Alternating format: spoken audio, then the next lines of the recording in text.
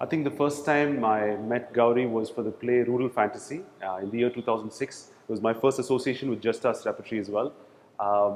What was very memorable about that time was that I think is the time that I started doing theatre, and of course, like most parents, my parents were very worried about it, and they weren't sure what this theatre was about.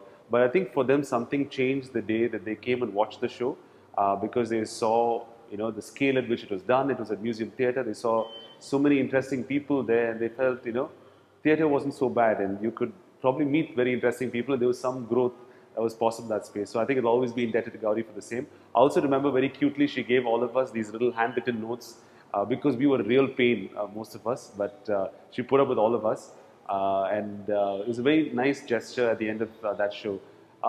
Another thing about Just Us, which I think in hindsight, which I didn't realize then, was that the way that they've kind of mixed, a lot of contemporary and classical forms and subjects has been very interesting. And I think it's provided an opportunity for a lot of youngsters to explore that. And it's got its own original voice. And I think it's also inspired a lot of people to travel with their shows. And I think that's something that Just Us has done.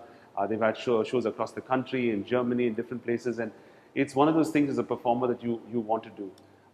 Beyond that, I think just Gauri as a person has always been very someone to learn from, and I think that's something that we haven't had a lot.